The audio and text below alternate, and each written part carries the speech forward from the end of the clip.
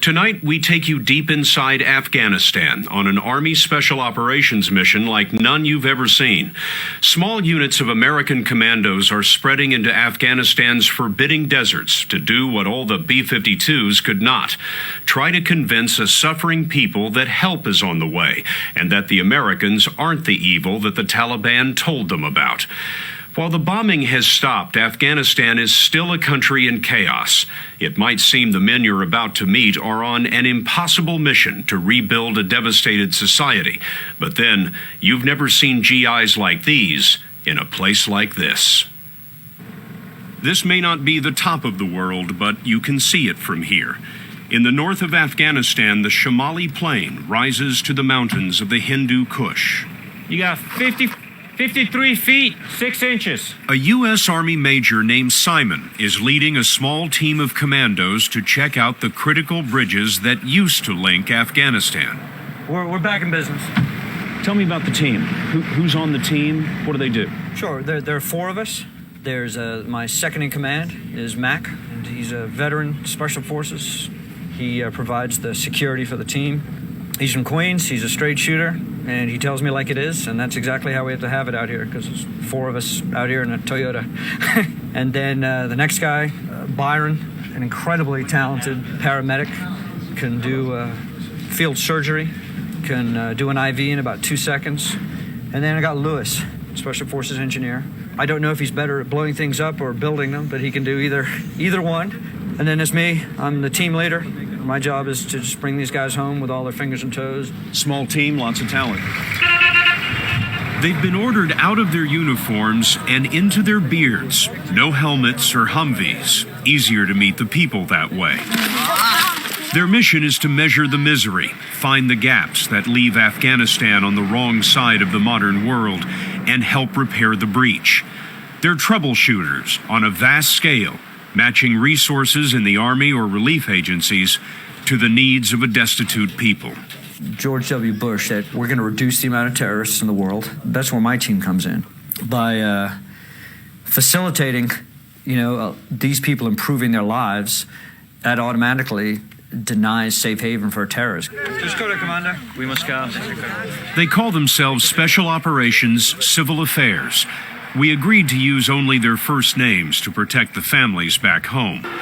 They're not your average GIs. They speak multiple languages, many have advanced degrees, and most are combat vets, Green Berets. They're known as the A-Team. Mac on security, Byron the medic, and Luis the engineer. And you are trained to be a war fighter. Is this fighting war? Yes, it is. Part of Special Forces is to win hearts and minds, and that's exactly what we're doing. By doing what Lewis had said, going in, winning their hearts and minds, being there with them 24/7, identifying their needs, and then satisfying their needs, you erode the base that terrorism is built on. In a nutshell, our job is to connect the haves to the have-nots. And I think if the people have food and water, they're not going to be as apt to go out and create disturbances around the world.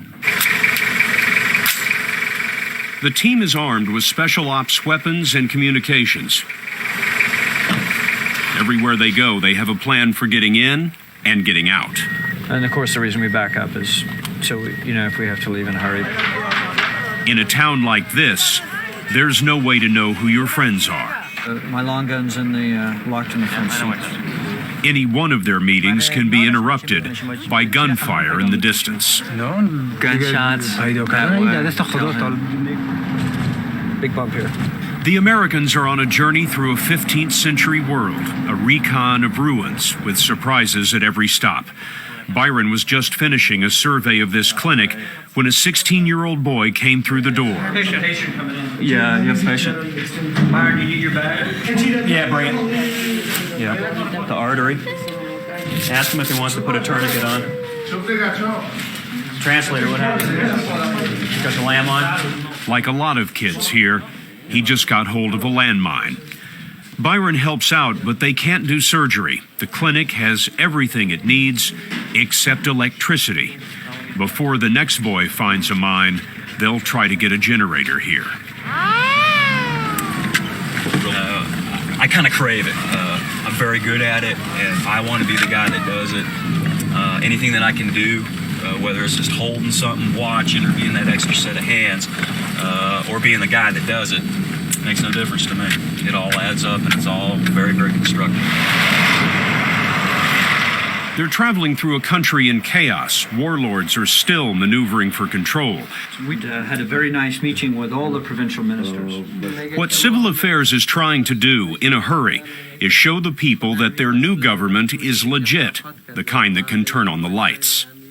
Nature abhors a vacuum. If we create a vacuum, something else will take our place. And the last time that happened, it turned out to be a disastrous thing for the world. David Kratzer is Commanding General of Civil Affairs. Afghanistan is a very dangerous place to be. It's at least equivalent to maybe the Wild West in the 1860s. People are waiting to see which way the wind is blowing. Absolutely. They're very worried that we'll leave. And if we leave, then they have to survive. So they're also kind of hedging their bet. Across Afghanistan, there are at least 10 civil affairs teams. We hooked up with another one in South Kabul. Let's go over here because I want to get some more pictures of the structure, wider view. We went with a major named Greg to a school that had been shelled in the Civil War. When you first came to this school, what did you think? Actually, I was pleased to see that was all the damage that was done. Pleased to see it. Well, you should see some of the other schools. Some of the other schools, there's absolutely nothing left. Part of it's in danger of collapse. American engineers are trying to figure out how to make it safe, but there's no keeping the kids out. They're all girls, banned by the Taliban, with a lot of catching up to do. From underclass to head of the class, Tauza, Nadia, and Domino now have plans. What do you want to be, do you think, when you grow up?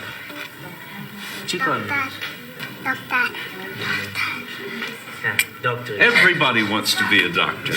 Why do you want to be a doctor? Because I want to help my people. Around the corner, Mushta is trying to catch up to English after 5 years out of class. You know about the American Yes. soldiers. What are they doing? And they want to build our school here. They want to make your school better. Yes. What do you say to them? I said thank for him. Thank you. No telling where she picked it up, but when we thanked her, she said, Don't mention it. "Don't mention it." The end of school rings out on an old artillery shell. It's a riot getting out of class until they get a little closer to the street. It seems they're not convinced that the Americans are here to stay. Mushta slips back into her chadori. She says she'll give it just 2 more months, just in case it turns out that all of this was too good to be true. I imagine nobody has ever signed up for special forces to get into civil affairs. That's probably a pretty accurate statement. What's the attraction? This is a job that has a great deal of frustrations, but the level of satisfaction is higher than I could ever have imagined. When you're able to sit down in a restaurant and you're eating dinner by candlelight because there hasn't been power for weeks, and the power kicks on and everybody in the restaurant, fairly small place, looks at you and stands up and clap. I mean, I can't even compare that to some of the stuff that I've done in the military before. Back on the Shamali Plain with Major Simon's team, they're searching for a refugee camp. Reports are that the people there are starving. Simon finds 70 families in tents. They returned to their village a month ago, only to find it ruined by the Taliban. Is there any possibility to use any of the buildings, or is everyone just in the tents? Not even one house has been left standing. All of them have been burned down or destroyed. When people get sick, what do they do? Because we have no access to medicine here. There are no doctors here. They either die or they are just left to recover by themselves. 10 have died here in 4 weeks. In Afghanistan, you can sum up the suffering in just 2 numbers. 1 out of 4 children is dead by the age of 5. The average adult is dead at age 46. The man who's running the camp told us that they've had 10 deaths in 30 days. And if you look at those deaths, it's 2 older people because their immune systems aren't so good, and it's 8 children. I would say approximately 40 to 50% of the people have malaria. If your immune system's down, you die. There's a couple gentlemen I saw in a tent over here, older, that have tuberculosis, and yet there's 8 people that live with them. When you go to write your report for higher headquarters about this, what sort of urgency do you place on this? I keep it very simple, very articulate on the key things, and I underline if it's not done, people die every day. And I can tell them, this is what we got, this is what we have to do. I don't care what you give me something or give me someone that can get these people something as soon as you can, because there's no more tomorrows. These people don't get it, they die day by day. Just a few days after this visit, the team got clearance to dig a well here, the first clean water that the camp has had. On the way out of the camp, there was a measure of the distance between cultures.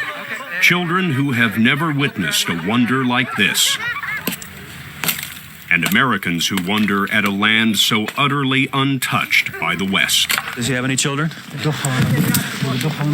I have 2 wives and 8 children. I have 1 wife and 3 children. You know that there are some people watching this interview who are saying to themselves, that's a dangerous place. We've pretty much won this thing. Let's get the hell out. Mm-hmm. Sure. We'd be half done. Half done. President Bush told us that we're going to deny safe haven. And why, if we just eradicate an immediate threat and then allow it to all come back in 5 or 10 years, we'll be back here again. You can tell a lot about a people by the games they play. This is Afghanistan's national sport, Buzkashi, a game nearly as old as Islam. The horsemen are fighting over a headless calf. The idea is to carry the calf across the field and drop it in a goal. Along the way, the riders whip each other, pulling and clawing to steal the calf away. Major Simon, who has a degree in equestrian science from the University of Massachusetts, has joined in on Buzkashi from time to time. He finds it's an icebreaker. It really impresses the Afghans. But for the Americans in the arena, Buzkashi is a lesson in how the ancient game of Afghanistan has been played for centuries. Someone is always trying to steal the prize. They've got a saying in Buzkashi, few men win, and no man wins for long.